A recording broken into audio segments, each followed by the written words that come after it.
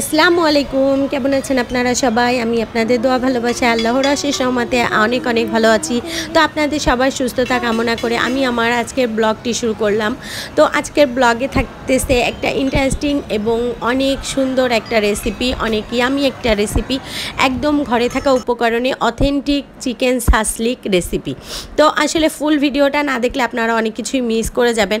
আর এই চিকেন সাসলিকটা অনেক মজা হয়, অনেক মজা হয়। আপনাদেরকে তো আমি বলেইছি যে আমি ঘরে থাকা উপকরণে আপনাদের দেখাবো পারফেক্ট, একদম পারফেক্ট এবং অথেন্টিক আপনারা টেস্টটা পাবেন, ফ্লেভারটা একদম পারফেক্ট। মানে আপনারা যেরকম বাইরের বিভিন্ন বড় বড় রেস্টুরেন্টে যেই স্বাদটা পান, আমার মানে আমি আপনাকে কথা দিচ্ছি, যদি আপনারাও আমার মতো ফুল ট্রিক্স অবলম্বন করে যদি এভাবে বাসায় বানান, অবশ্যই আপনারা রেস্টুরেন্টের থেকেও বেশি স্বাদ পাবেন। খেয়ে দেখবেন, যদি আমার কথায় না কাজে বিশ্বাস করে আপনারা যদি এটা বানিয়ে খেয়ে দেখেন, তাহলে আসলেই আপনাদের কাছে অনেক মজা লাগবে। তো আসলে আপনাদেরকে দেখাচ্ছি। আর এখানে দেখেন আমি গোশগুলা কিন্তু কিউব আকারে কেটে নিয়েছি। আর এখানে আমি মুরগির বুকের অংশ দিয়েছি। অনেকে চাইলে হাড্ডি দিতে পারেন, কিন্তু ভালো লাগে না। এই যে বলে না কাবাব মে হাড্ডি, আসলে অতটা ভালো লাগে না।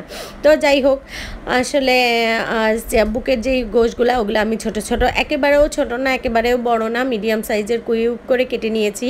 এখন আমি এর ভেতরে দিচ্ছি হলুদের গুঁড়া, ঝালের গুঁড়া, তারপর এটা কাবাব মশলা, আদা রসুন পেস্ট, তারপর আমি ধনে জিরা পেস্ট, আর এই যে চাট মশলা দিলাম। আর আগে দিয়েছি কাবাব মশলা। মানে এখানে অনেক পদের মশলাই আমি ইউজ করব, তো আপনাদেরকে এক এক করে দেখাচ্ছি। এটা গরম মশলা, তো কাবাব মশলা, চাট মশলা এবং আপনার গরম মশলা, এই তিনটা মশলা এখানে দেওয়া হয়েছে। আরও আমি আস্তে আস্তে অ্যাড করব আপনাদের সাথে, সেটা শেয়ার করতেছি। এখানে আমি লবণ দিয়ে দিলাম। আর এখানে এটা আপনার গোলমরিচের গুঁড়াটা, গোলমরিচটা আমি ঘরে বাসায় বসে ব্লেন্ডার করে সেটা রাখি। এটা আমি অনেক কিছুতেই ইউজ করি, যার জন্য আমার ঘরে সবসময় গোলমরিচের গুঁড়া থাকে। আর আমি একটু ভিনেগার দিয়ে দিয়েছি। ভিনেগার কম বেশি সবার বাসায় কিন্তু থাকে, তো আপনারা দিয়ে দিবেন। আর সরিষার তেল, তো সরিষার তেলটা আপনারা দিয়ে দিবেন। সরিষার তেল দিয়ে যখন আপনি মাংসটাকে মেরিনেট করে রাখবেন, তখন আসলে অনেক মজা লাগে। আর এখানে আমি মাংসের মশলা দিয়েছি। তো আমার কাছে ঘরের প্যাকেট মশলা ছিল, মাংসের মশলা। আর ওই যে বাদবাকি যে মানে মশলাগুলো দেখতেছেন, কাবাব মশলা, চাট মশলা, ওগুলো আমি আসলে বাসায় তৈরি করি, সেটাই দেখাইলাম আপনাদের সাথে। আর এখানে আমি এবছর টমেটো সস তৈরি করতে পারিনি, কারণ ওই সময়ই আমার ঠান্ডার সমস্যা দেখা দিয়েছিল। এই জন্য আমি করতে পারি নাই, যার জন্য এবছর আমাকে সসটা কিনে আনতে হচ্ছে। তো আমি বড় বোতল কিনি সবসময়, মানে যখন আমি সস না বানাই তখন আমি বড় বোতলগুলো কিনি। তো এবার আসলে সেটাও কেনা হয়নি, যার জন্য এই যে মিনি প্যাক আমার ঘরে ছিল, আমি সেগুলোই দিয়ে দিয়েছি। তো মিনি প্যাক তো দেখবেন যে কোনো দোকানেই বা শপেই আপনার অ্যাভেলেবেল থাকে, আপনারাও সেখান থেকে মানে ক্যারি করতে পারেন। তো এই যে দেখেন আমি সবগুলো উপকরণ একসাথে দিয়ে মাখাচ্ছি। এর ভেতরে কিন্তু একটা জিনিস আমি মিস করে গেছি, আপনারা যদি আইডিয়া করতে পারেন তাহলে অবশ্যই বলবেন। তো আসলে আমি এর ভেতরে একটা জিনিস দিয়েই নেই, তো আমি সেটা আবার দিব। আর এখানে আমার মনে হলো যে টমেটো সস কম হয়ে যেতে পারে, যার জন্য আমি এখানে আগে 2 প্যাকেট দিয়েছি, পরে আরও 2 প্যাকেট দিয়েছি, মোট 4 প্যাকেট টমেটো সস দিয়েছি। আর এখানে আমি একটু লেবু রস দিয়েছি, কারণ লেবু রসটা দিলে আপনার মানে টেস্টটা অসম্ভব লেভেলের সুন্দর হয়, যা বলার মতো না। তো এখানে আপনি টমেটো সসও দিচ্ছেন, আবার লেবু রস দিচ্ছেন। আপনারা চাইলে এখানে চিলি সসটাও ইউজ করতে পারেন, কিন্তু আমার ঘরে আসলে চিলি সসটা এখন এই মুহূর্তে অ্যাভেলেবেল না, যার জন্য আমি দিলাম না। যার জন্য আমি এখানে ঝালের গুঁড়ার পরিমাণটা আরেকটু বেশি দিলাম, কারণ কি এই সমস্ত কাবাব জাতীয় বা সাসলিক জাতীয় খাবারগুলায় একটু ঝালের পরিমাণ বেশি হলেই মজা লাগে। আর তাছাড়া সবচেয়ে বড় কথা, আমরা তো এমনিই ঝালখোর ফ্যামিলি, তো সেই হিসাবে আমরা ঝাল একটু বেশিই খাই। আর তাছাড়া এগুলো আপনারা একটু ঝাল বেশিই দিবেন। মুখরোচক খাবারগুলোয় ঝাল একটু বেশি হলে সেটাই টেস্টটাই আসলে অনেক মজা হয়। তো যাই হোক, আমি এখানে আরও একটু সরিষার তেল দিয়ে আমি সুন্দরভাবে এটা মেরিনেশন করে রাখবো।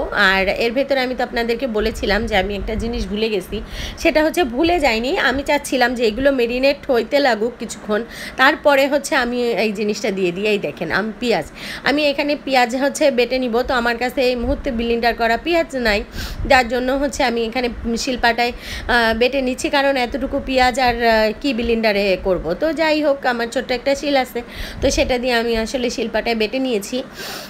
তো বেটে নিয়ে আমি আবার এটাকে সুন্দর করে মাখাই, সুন্দর করে আপনারা এই মাখানোটা কিন্তু অনেক বেশি ইম্পর্টেন্ট, কারণ এটা আর মাখাবেন আপনি ভিতরে ভিতরে যাতে মাংসের ভিতরে মশলাগুলো যায় সেটা। আর এটা আমি মেরিনেশন করে অন্তত পক্ষে 1.5-2 ঘন্টা রাখলে ভালো হয়। তো এক্ষেত্রে আমি হচ্ছে 1 ঘন্টা 20 মিনিট রেখেছিলাম। তো আপনারাও চেষ্টা করবেন এতটুকু টাইম রাখতে, কম হলেও। আর একান্তে যদি আপনাদের সময় না থাকে তাহলে আপনারা আধা ঘন্টা মেরিনেশন করে রাখতে পারেন। আর এই যে দেখুন আমি এই যে টুথপিকের মতো যেগুলো, এগুলো এখন বিভিন্ন শপেই অ্যাভেলেবেল আছে। তো আমি 7 Step থেকে কিনেছিলাম এগুলা। তো আমি এগুলার ভিতরে একটা একটা করেই করতেছি। আর সবচেয়ে বড় সমস্যা হচ্ছে আমি আসলে একাই ভিডিও করতেছি, একাই দেখাচ্ছি, যার জন্য মোবাইলটাকে একটা জায়গায় রেখেছিলাম। আসলে এভাবে রেখে আমার ভিডিও করতে সমস্যা হচ্ছিল, যার জন্য হচ্ছে কি ভালোভাবে আপনাদেরকে ডিটেলসে দেখাইনি। তো আমি আসলে একটাই আপনাদেরকে কোনো রকম করে দেখাইছি। এই দেখেন ওরকম করেই আপনারা তো বুঝেই গেছেন কীভাবে করতে হবে, ওরকম করেই বাকি কাঠিগুলায় আপনারা এভাবে ভরে দিবেন। এই স্টিকগুলায় আপনারা হচ্ছে মাংসটা ভরে সুন্দর করে সেট করে দিবেন। তো দিয়ে আমি এরপরেও আরও কিছুক্ষণ রেখেছিলাম, মানে 10 মিনিটের মতো। তারপর হচ্ছে আমি ভেজেছি। আসলে এই যে আমি বলি না যে যদি আপনারা এই কাজটা রাত্রেবেলা করে মানে অনেকক্ষণ রেখে দিতে পারেন, সারা রাত রেখে দিলে তো সেটা আরও মজা লাগবে। তো আসলে সারা রাত না রাখতে পারলেও চেষ্টা করবেন সবসময় 2 ঘন্টা অন্তত রাখুক। আর এটা আমি তো যেহেতু আপনাদেরকে বলেছি আমি গ্যাসের চুলায় ভেজে দেখাবো, তো আসলে এখানে আমি হচ্ছে তেল গরম দিয়ে দিয়েছি। এখানে আপনারা সয়াবিন তেল বা সরিষার তেল সবই ইউজ করতে পারেন। আর এখানে হচ্ছে আমি সয়াবিন তেল দিয়েছি, যেহেতু আমি মেরিনেশন করার মধ্যে কিন্তু সরিষার তেল দিয়েছিলাম, তার জন্য এটা আমি ভাজবো সয়াবিন তেলে। আর এমনিও দেখবেন সয়াবিন তেলের স্বাদটা কিন্তু একটু বেশি। আমরা তো সবসময় সরিষার তেলেরই তরকারি খাই, তারপরেও মনে হয় যে সয়াবিন তেলের স্বাদটাই হয়তো বেশি। সরিষার তেল দিয়েও মাশাআল্লাহ অনেক সুন্দর লাগে, তারপরেও হয়তো এই ভাজাভুজি আইটেমে যে কোনো জিনিস আপনি দেখবেন সবসময় সরিষা তেলের থেকেও এটা হচ্ছে আপনার সয়াবিন তেলে এটার স্বাদটা মানে দ্বিগুণ চৌগুণ আকারে বাড়ায় দেয়। তো এভাবে একটা একটা করে আপনারা হচ্ছে উল্টায় নেবেন। তো আমিও একটা একটা করে উল্টায় নিচ্ছিলাম। এভাবে করে করে এক একটা করে উল্টায় নেবেন। আর যেহেতু আমি বলছি আমি এক হাতে ক্যামেরা ধরে আরেক হাত দিয়ে করি, সেহেতু আমার একটু আধটু সমস্যা হয় ভিডিও করার সময়, কারণ এক হাত দিয়ে আসলে করে আরেক হাত দিয়ে ভিডিও করা মানে একটু কষ্টকর হয়ে যায়। তো আপনারা এটা একটু বুঝে নেবেন, কষ্টসাধ্য করে আপুর কষ্টটা একটু বুঝে নেবেন। আর এই কষ্টটা বোঝার স্বার্থে আপনারা প্লিজ আমার চ্যানেলটাকে লাইক সাবস্ক্রাইব করে দিবেন। আর ভিডিও শুরুতেই আপনারা লাইক করবেন। আমি তো আমার ভিডিও শুরুতেই একটা মানে আপনাদের জন্য লিখে রাখি যে প্লিজ লাইক দিয়ে ভিডিওটা দেখবেন। তো আপনারা যারা দেখেও না দেখার ভান করে এত দূর পর্যন্ত চলে আসছেন, এখনও লাইক করেননি, তারা অবশ্যই আমার চ্যানেলটাকে লাইক করে আসছেন। যারা সাবস্ক্রাইব করেনি তারা অবশ্যই সাবস্ক্রাইব করেন। আর যারা ইতিমধ্যে আমার চ্যানেলটাকে লাইক সাবস্ক্রাইব সবই করেছেন তাদের সবাইকে জানাই অসংখ্য ধন্যবাদ। আর যারা করেননি তাদের সবাইকে অনুরোধ থাকলো প্লিজ আপুরা ভাইয়ারা আমার আঙ্কেল আন্টি যে যেখান থেকে আমার ভিডিওটা দেখতেছেন আপনারা প্লিজ আমার চ্যানেলটাকে লাইক সাবস্ক্রাইব করে আমাকে সাপোর্ট করবেন, আমাকে এগিয়ে যেতে সাহায্য করবেন, যাতে আপনাদের মেয়ে বোন ভাবি যাই বলেন না কেন, যেই নামেই আপনারা আমাকে ডাকেন না কেন, আমি জানি একদিন আল্লাহর অশেষ রহমতে অনেক দূর আগাইতে পারি। আসলে এই গোশ খেয়ে মুখে মানে একটু টকটক জিনিস খেতে ভালো লাগতেছিল, তাই এখানে আমি হচ্ছে আমড়া কেটে নিচ্ছি। তো ভালো